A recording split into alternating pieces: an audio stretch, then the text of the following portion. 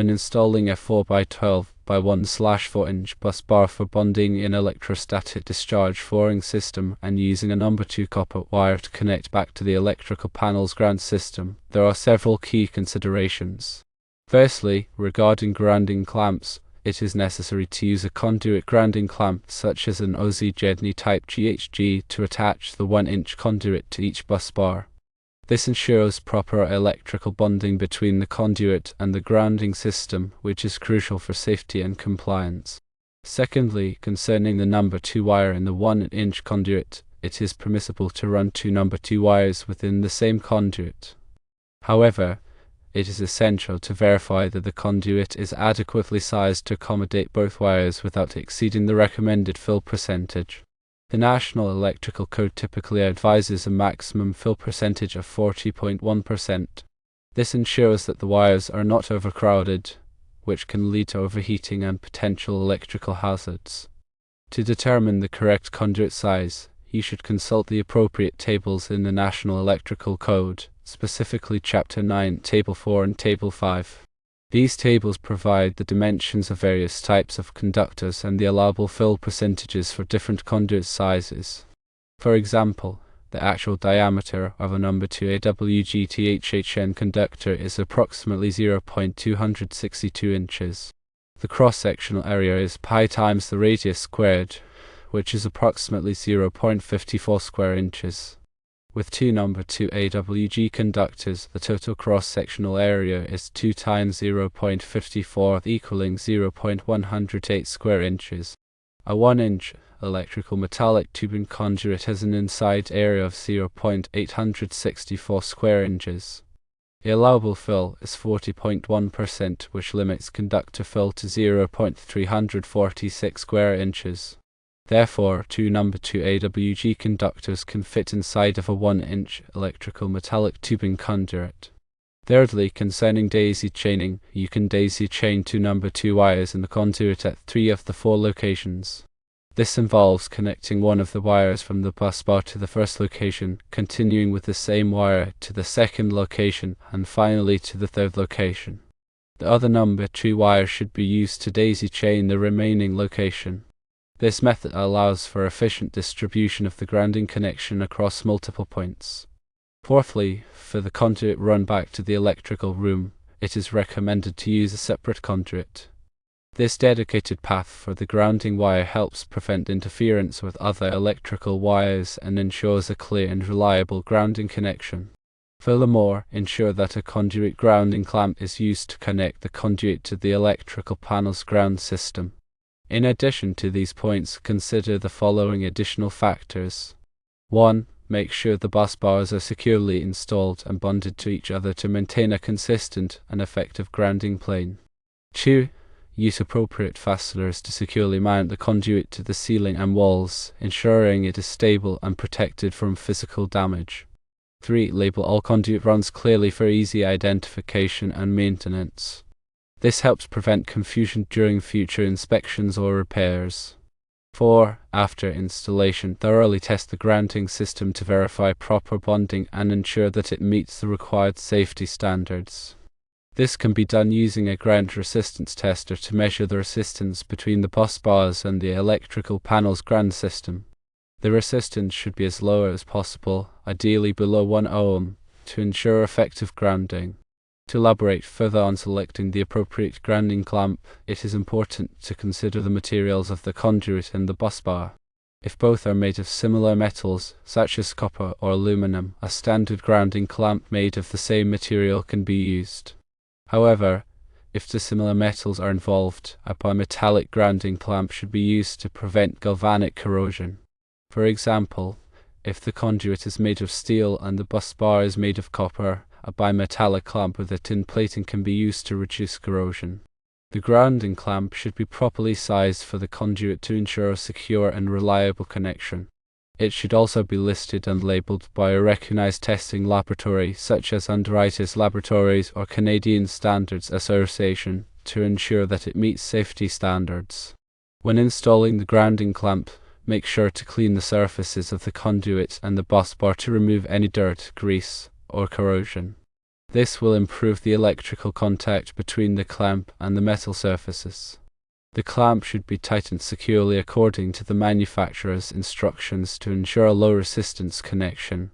Regarding the selection of the number 2 AWG copper wire, it is important to verify that it is suitable for grounding applications. The wire should be insulated with a green or green with yellow stripe insulation to clearly indicate that it is a grounding conductor. The wire should also be rated for the appropriate voltage and temperature for the intended application. In most cases, a THHN or THWN rated wire is suitable for grounding purposes. The size of the grounding wire is determined by the size of the electrical service or the equipment being grounded. The National Electrical Code provides guidelines for selecting the appropriate grounding wire size based on the size of the overcurrent protection device in the circuit. For example, if the overcurrent protection device is rated at 200 amps, the minimum size grounding wire required is number 6 AWG copper. However, in the case of an ESD flowing system, the grounding wire size may be determined by the manufacturer's specifications or by engineering calculations to ensure that it can safely carry the expected fault current. When running the number 2 AWG wires in a conduit, it is important to follow the National Electrical Code guidelines for conduit fill. As mentioned earlier, the maximum allowable fill percentage is typically 40.1%. This is to prevent overcrowding of the wires, which can lead to overheating and insulation damage. To calculate the conduit fill, you need to determine the cross-sectional area of each wire and the inside area of the conduit. The cross-sectional area of the wire can be found in the National Electrical Code Chapter 9, Table 5. The inside area of the conduit can be found in Chapter 9, Table 4. The total cross-sectional area of all the wires in the conduit should not exceed 40.1% of the inside area of the conduit. If the conduit fill exceeds 40.1%, you will need to use a larger conduit size or reduce the number of wires in the conduit. When daisy chaining the number 2 AWG wires, it is important to make sure that the connections are secure and reliable.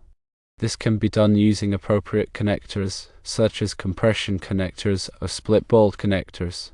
The connectors should be properly sized for the wire and should be installed according to the manufacturer's instructions. The connection should be tightened securely to ensure a low resistance connection.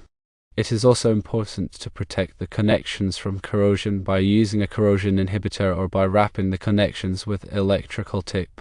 When running the conduit back to the electrical room, it is important to follow the National Electrical Code guidelines for conduit installation. The conduit should be supported properly to prevent sagging or damage.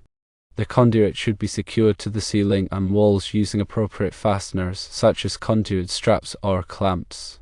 The conduit should also be protected from physical damage by routing it away from areas where it could be struck or damaged.